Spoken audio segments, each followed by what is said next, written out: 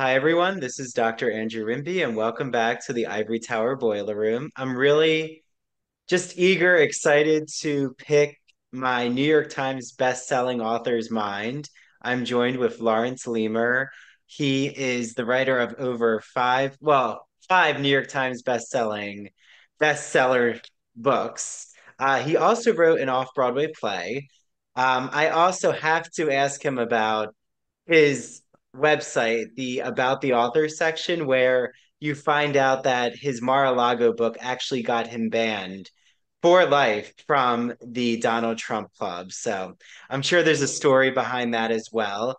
If you don't know, he just wrote Hitchcock's Blondes, which I actually want to start with him because I feel like it'll connect us into Capote's Women, a true story of love, betrayal, and a swan song for an era, which the new Capote versus the Swans series takes all of its material from his book. So, welcome to the Ivory Tower Boiler Room, Laurence. Thanks for having me. So, I have to just start with this intriguing story about Mar-a-Lago and what led you to being banned from the club. Was it because of what you reveal in the book?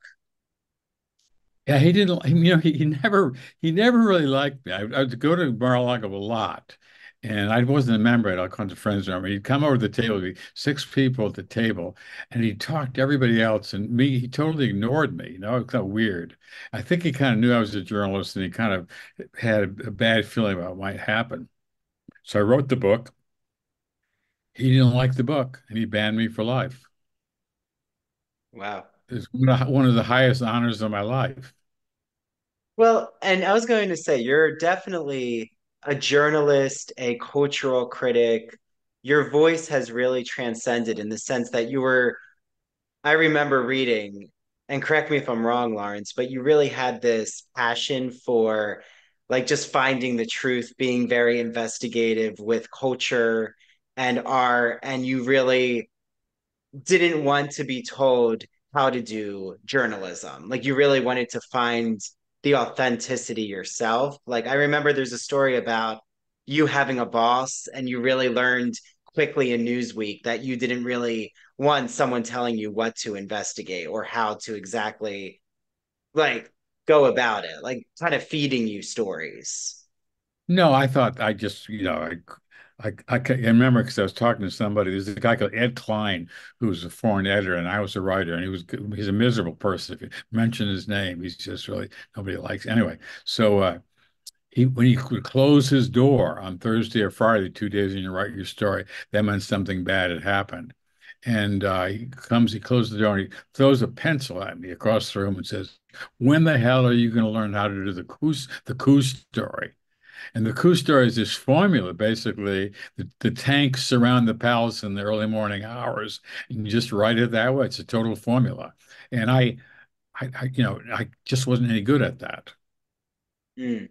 So, like, what's your lesson and advice for young journalists or writers out there who've really entered into freelance writing? Like, do you think that I know it's an arduous journey? I mean, I'm a freelance, um, you know, podcaster, media voice, and there's ups and downs, but the freedom of your expression and creativity, I mean, there's such joy in that. I mean, like, what advice do you have for those of us who are the younger generation here?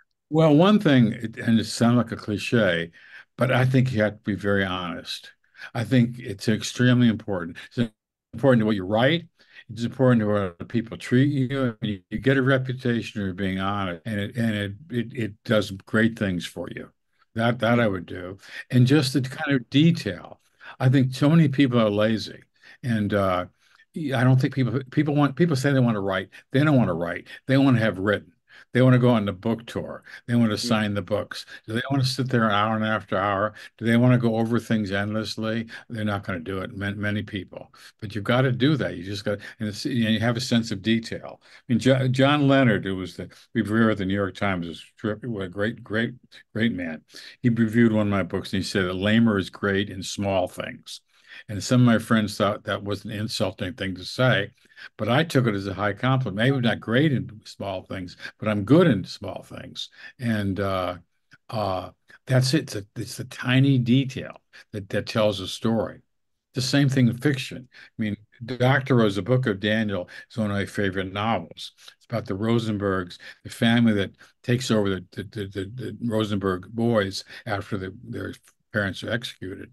And they're a family who they described in the New Yorker. Years ago, the New Yorker, they would have this manila sleeve that the New Yorker was mailed to you every week. And describes the living room of their house. There are like 10 New Yorkers in their sleeves on the table. So what does that say? First of all, it says they have intellectual pretensions to have the New Yorker at that point. Uh, they didn't have time to read it, but they weren't dishonest. Somebody else would just rip those sleeves off, pretend they were reading it. So in that one little line, you tell so much, and that's true of so many details. Hmm.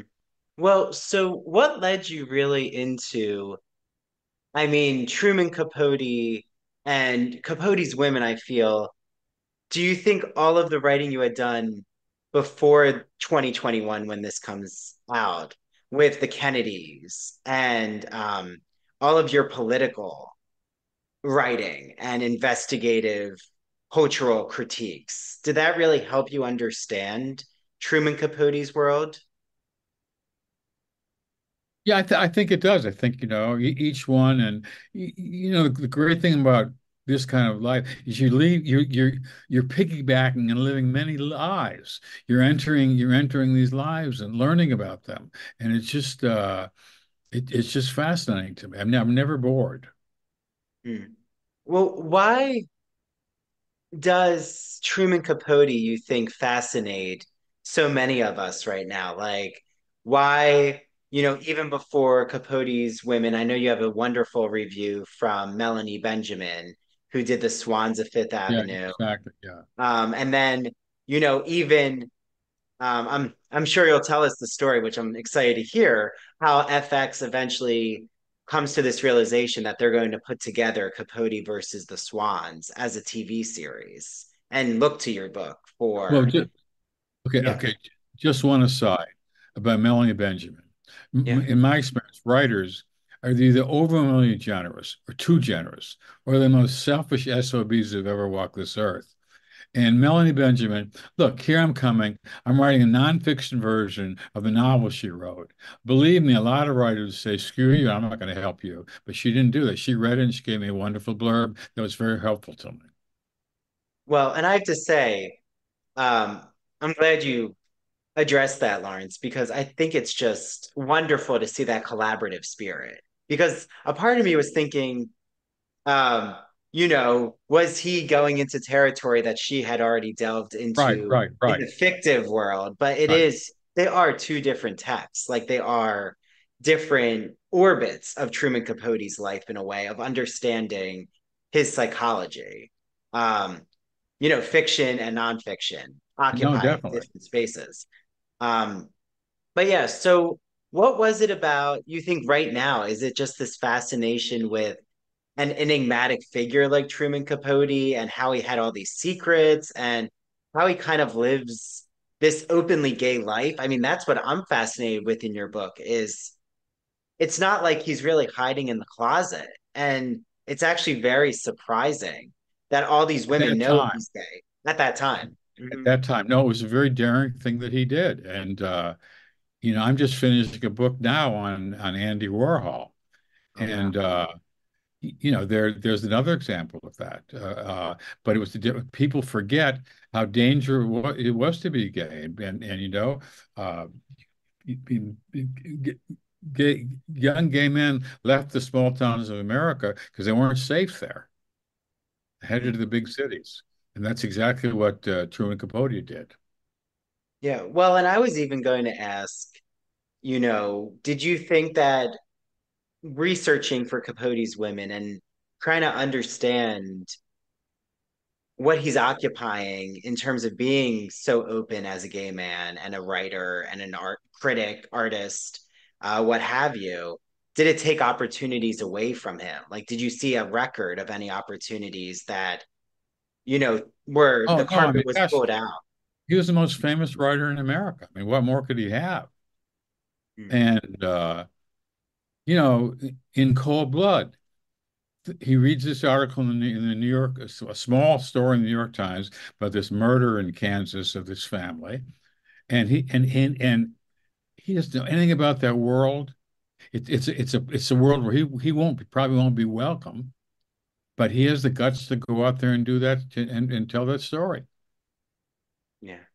And do you think that just like how did you even process what I find so compelling at the beginning and you're interweaving his childhood throughout the book Right. is this trauma. I mean, it was such a rocky relationship he has with his mother, Yeah, with exactly. like just Yeah. being sent to that military school. Right, It's right, right. No, um no. yeah. How is that do you think that's a lot of his um kind of fuels him to become the center of the attention of this society? And realize he didn't have a college education. He starts out writes his first novel when he's 23, which has gay themes in it, a controversial thing. And there he is, he's a famous man at that age. Yeah. Yeah. So, what attracts him to these women? Like why, do you think Babe Paley is really the center that holds the glue for everything? Because that's kind of how the TV show is Oh, imagining. look, there's a synergy between sort of socially prominent women or beautiful women and gays. There just is, okay? There's just and the women like it because the guy's not going to be hitting on them, and they consider them more sophisticated often and aware of the things that they are concerned with. So it was natural for them to be that those friendships to develop. Yeah. Would you call these women progressive, like politically? No, not really. No, no. I mean, they didn't. Gosh, you think what politics did they have? No, not really. Yeah. I mean, like, I guess Lee Radziwill is a particular political Well, because of her sister. because of her sister. Yes. But So, yeah.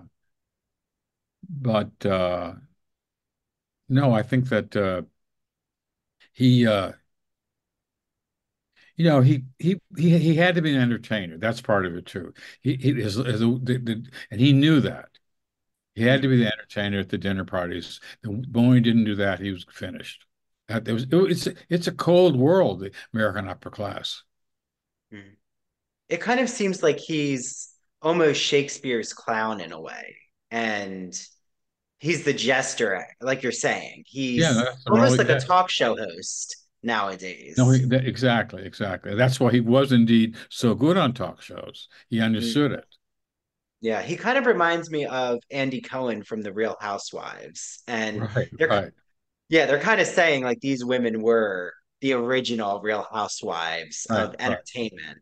Um, but when did you start or have you watched the show? Like, has that been an Oh, are interesting you kidding? Of process? course I watched it.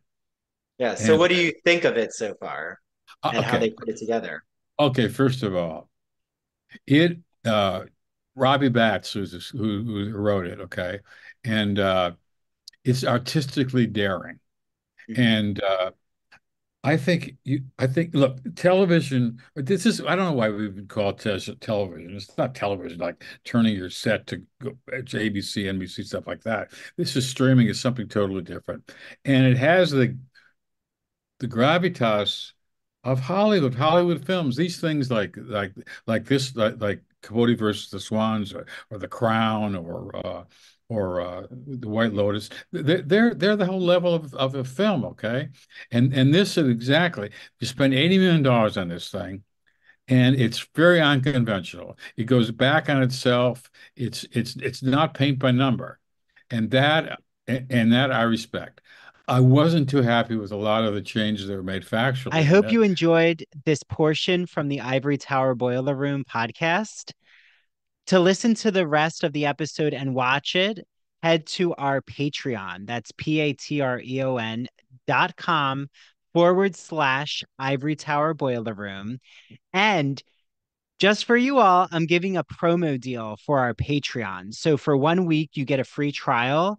Join the ITBR professor level, which is $10 a month. But again, you get a 1 week free trial and you can watch the rest of this episode and also see our full catalog of unedited and ad-free video episodes, exclusive audio episodes, including Married to Pippi's True Crime and Academia series, our Queer as Folk and Smash TV show rewatch podcast episodes. You're going to unlock everything. And also, you'll see that every month we host a book club. So you can also join our book club. Okay, see you all on the Patreon.